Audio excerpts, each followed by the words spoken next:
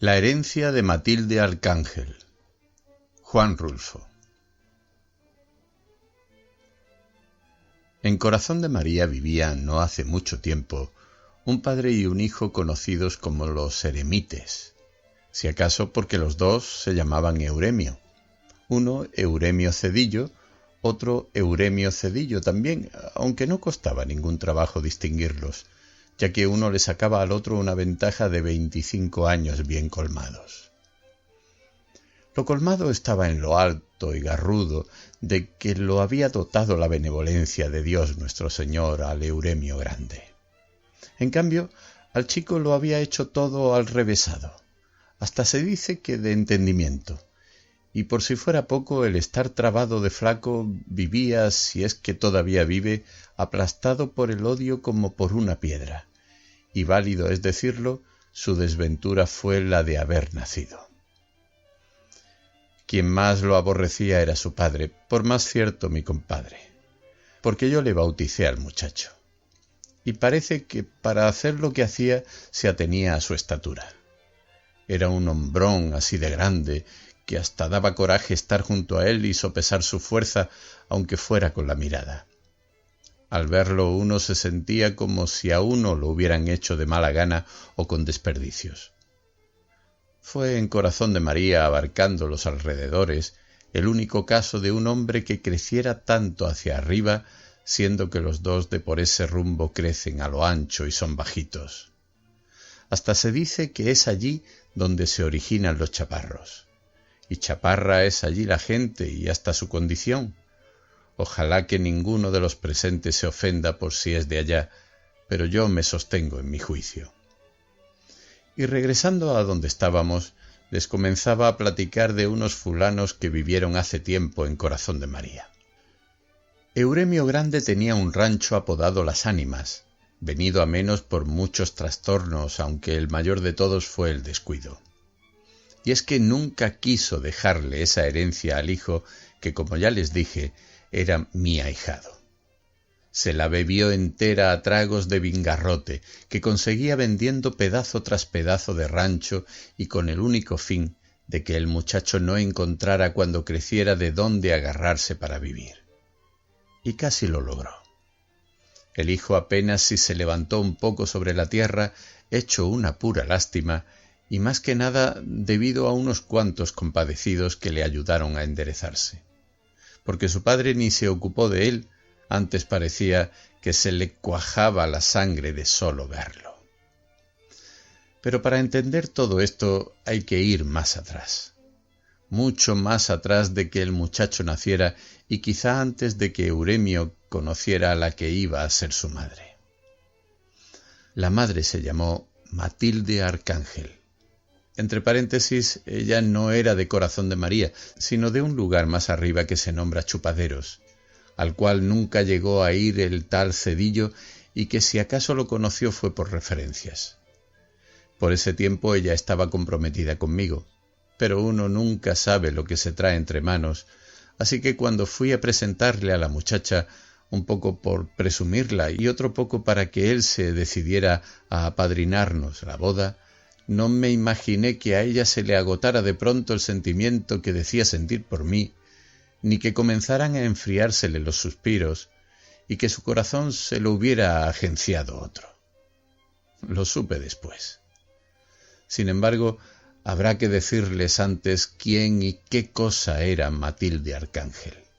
Y allá voy. Les contaré esto sin apuraciones. Despacio.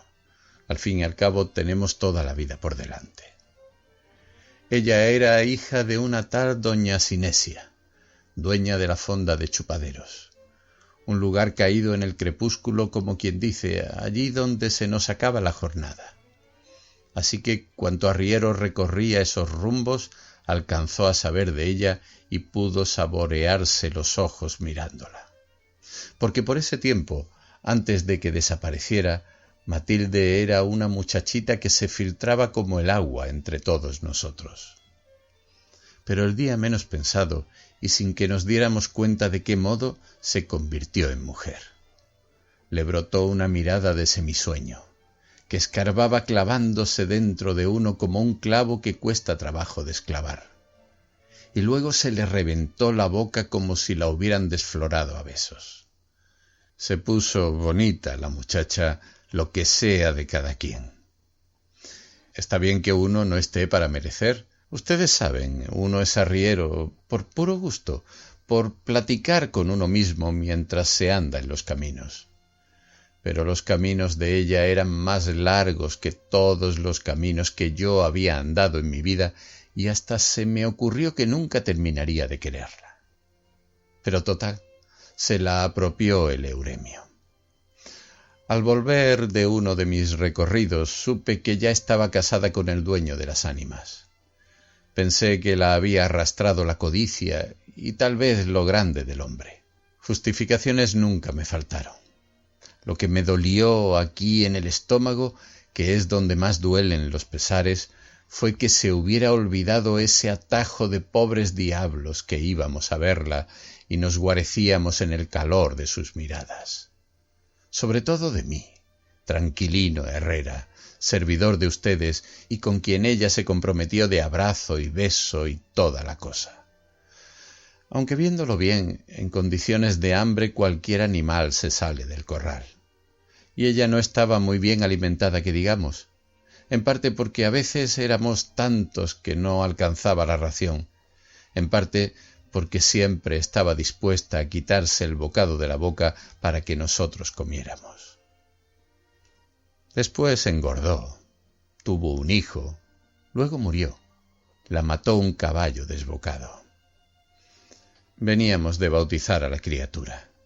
Ella lo traía en sus brazos.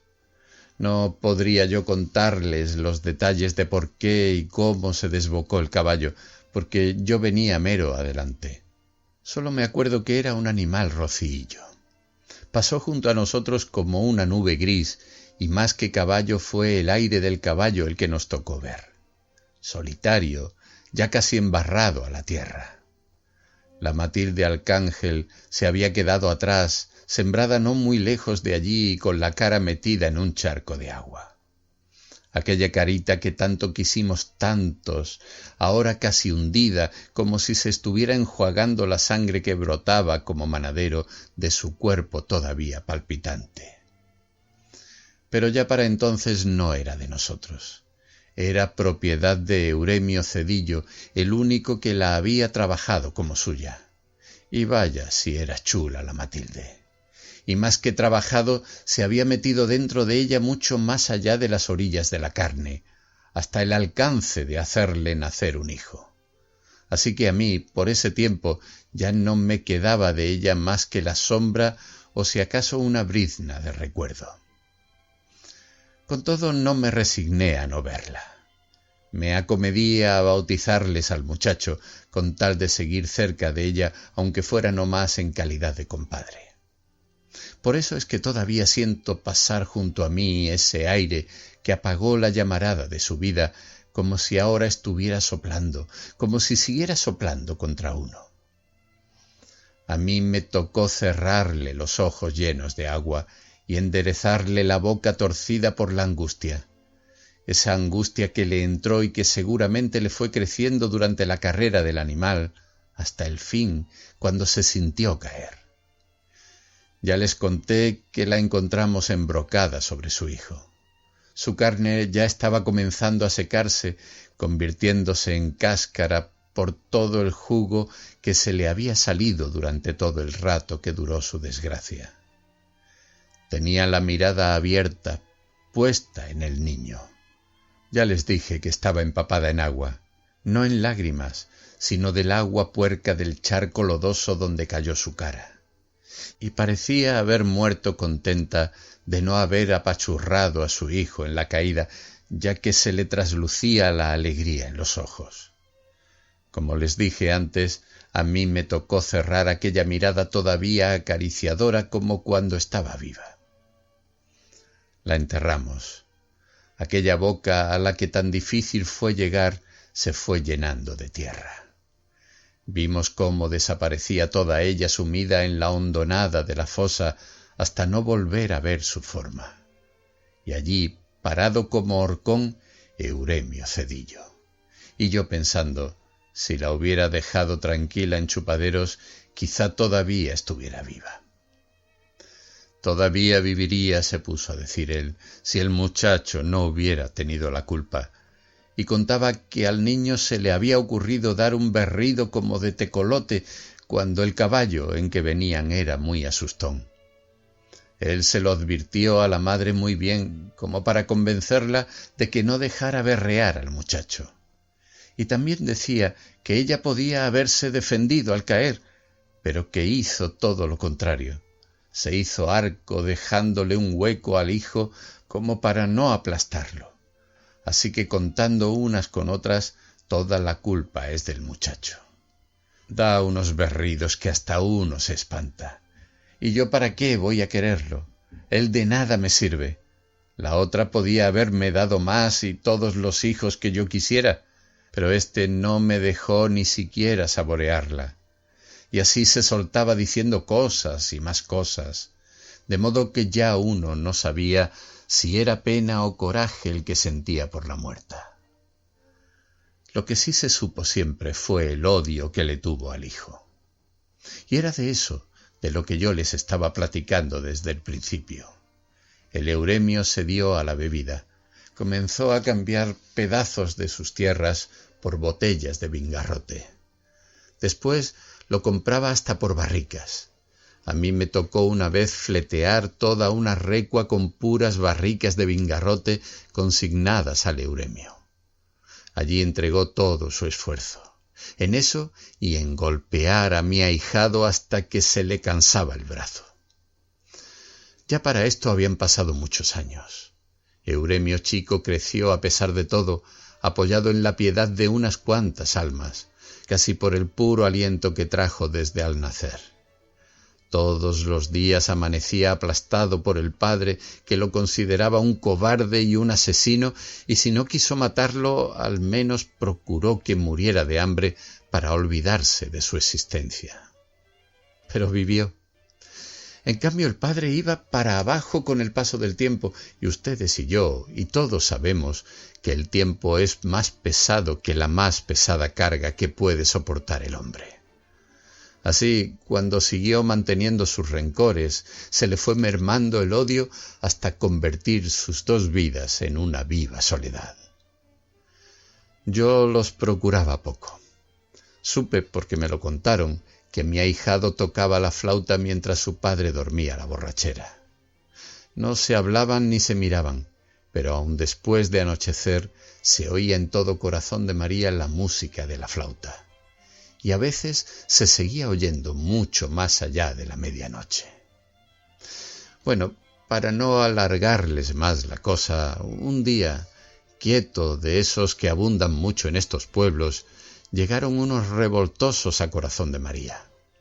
Casi ni ruido hicieron, porque las calles estaban llenas de hierba. Así que su paso fue en silencio, aunque todos venían montados en bestias. Dicen que aquello estaba tan calmado y que ellos cruzaron tan sin armar alboroto que se oía el grito del somormujo y el canto de los grillos, y que más que ellos lo que más se oía era la musiquita de una flauta que se les agregó al pasar frente a la casa de los eremites, y se fue alejando, yéndose hasta desaparecer. ¿Quién sabe qué clase de revoltosos serían y qué andarían haciendo?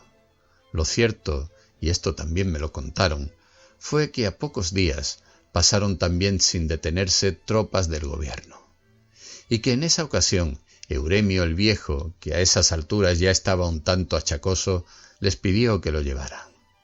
Parece que contó que tenían cuentas pendientes con uno de aquellos bandidos que iban a perseguir.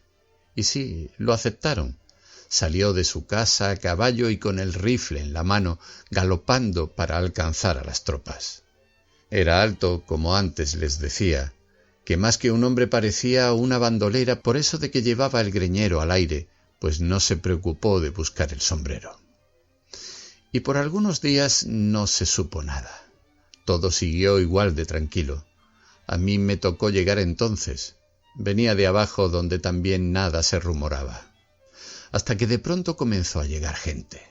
Coamileros, saben ustedes, unos fulanos que se pasan parte de su vida arrendados en las laderas de los montes y que si bajan a los pueblos es en procura de algo o porque algo les preocupa.